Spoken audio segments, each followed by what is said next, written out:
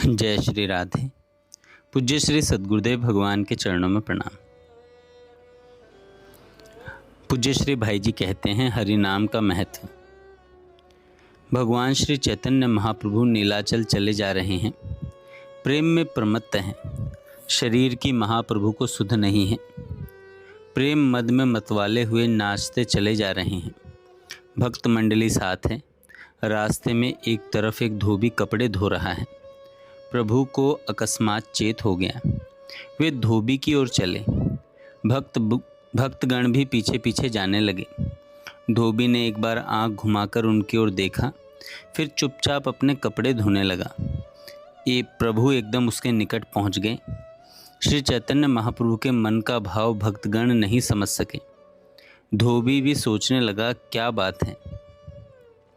इतने में ही श्री चैतन्य महाप्रभु ने धोबी से कहा, भाई धोबी, एक बार हरि हरि बोल। धोबी ने सोचा, साधु भीख मांगने आया है। उसने हरि बोलो प्रभु की इस आज्ञा पर कुछ भी ख्याल न करके सरलता से कहा, महाराज मैं बहुत ही गरीब आदमी हूँ, मैं कुछ भी भीख नहीं दे सकता। महाप्रभु ने कहा, धोबी, तुमको कुछ भी भीख नहीं देनी पड़ेगी, सिर्फ एक बार हरि बोलो।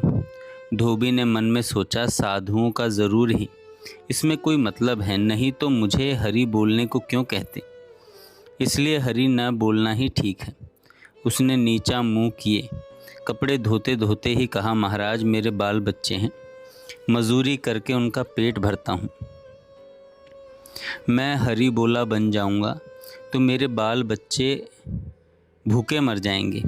महाप्रभु ने कहा, भाई तुझे हम लोगों को कुछ देना नहीं पड़ेगा, सिर्फ एक बार मुख से हरि बोलो। हरि नाम लेने में ना तो कोई खर्चा लगता है, ना किसी काम में बाधा आती है, फिर हरि क्यों नहीं बोलते। एक बार हरि बोलो भाई। धोबी ने सोचा, अच्छी आफत आई, यह साधु क्या चाहते हैं, ना मालूम क्या हो जाए। मेरे लिए हरि नाम न लेना ही अच्छा है। यह निश्चय करके उसने कहा, महाराज तुम लोगों को कुछ काम काज तो है नहीं, इससे सभी कुछ कर सकते हो। हम गरीब आदमी मेहनत करके पेट भरते हैं, बताइए मैं कपड़े धोऊं या हरि नाम लूं। प्रभु ने कहा, धोबी, यदि तुम दोनों काम एक साथ ना कर सको तो तुम्हारे कपड़े मुझे दो, मैं कपड़े धोता हूँ, तुम हरि बोलो। इस बात को सुनकर भक्तों को और धोबी को बड़ा आश्चर्य हुआ। अब धोबी ने देखा, इस साधु से पिंड छुड़ाना बड़ा कठिन है, क्या किया जाए, जो भाग्य में होगा वही होगा।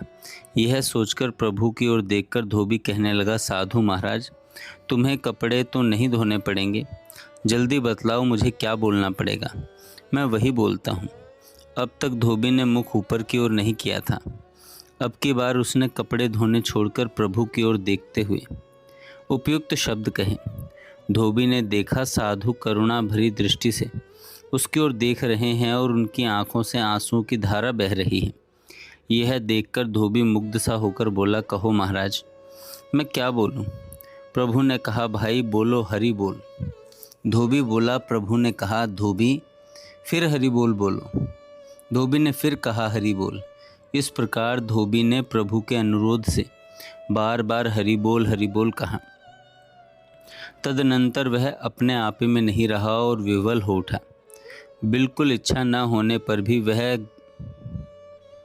पागलों की तरह अपने आप ही हरि बोल पुकारने लगा।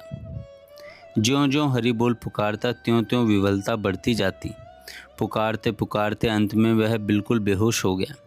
आँखों से हजारों लाखों धाराएं बहने लगी। वह दोनों भुजाएं ऊपर को उठाकर हरि बोल पुकारता हुआ नाचने लगा। भक्तगण आश्चर्यचकित होकर देखने लगे। अब प्रभु नहीं ठहरे, उनका कार्य हो गया, इसलिए वे वहाँ से जल्दी चले। भक्तगण भी साथ हो लिए। थोड़ी सी दूर जाकर प्रभु बैठ गए। भक्तगण दूर से धोबी का तमाशा देखने लगे। धोबी भाव बताकर नाच रहा है। प्रभु के चले जाने का उसे पता नहीं, उसकी बाह्य दृष्टि लुप्त हो चुकी है। भाग्यवान धोबी अपने हृदय में गौर रूप का दर्शन कर रहा है। भक्तों ने समझा, धोबी मानो एक यंत्र है, प्रभु उसकी कल दबाकर चले आए हैं। और वह उसी कल से हरि बोल पुकारता हुआ नाच रहा है। भक्त चुपचाप देख रहे हैं। थोड़ी देर बाद धोबिन घर से रोटी लाई। कुछ देर तक तो उसने दूर से खड़े खड़े अपने पति का रंग देखा। फिर कुछ भी न समझकर हंसी उड़ाने के भाव से उसने कहा, यह क्या हो रहा है? यह नाचना कब से सीख लिया? धोबी ने कोई उत्तर नहीं दिया। वह उसी तरह दोनों हाथों को उठाए घूम घूम कर भाव दिखाता हुआ हरि बोल पुकारने लगा और नाचने लगा। धोबिन ने समझा पति को होश नहीं है, उसको कुछ न कुछ हो गया है। वह डर गई, चिल्लाती हुई गांव की तरफ दौड़ी तथा लोगों को बुलाने और पुकारने लगी। धोबिन का रोना और पुकारना सुनकर गांव के लोग इकट्ठा हो गए। धोबिन ने डरते डरते उनसे कहा कि मेरे मालिक को भूत लग गया है। दिन में भूत का डर नहीं लगा करता, इसलिए गांव के लोग धोबिन को साथ लेकर धोबी के पास आए। उन्होंने देखा धोबी बेहोशी में घूम घूम कर इधर उधर नाच रहा है। उसके मुख से लार टपक रही है।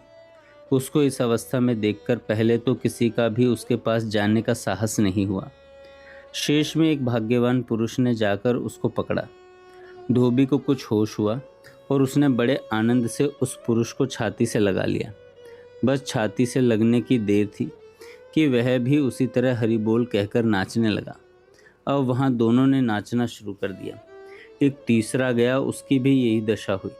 इसी प्रकार चौथे पांचवें क्रम से सभी पर यह भूत सवार हो गया। यहाँ तक कि धोबिन भी इसी प्रेम मद में मतवाली हो गई। प्रेम की मंदाकिनी बह चली। हरिनाम की पवित्र ध्वनि से आकाश गूंज उठा। समूचा गांव नाम के प्रताप से, महाप्रभु के प्रताप से पवित्र हो गया। जय श्री राधे।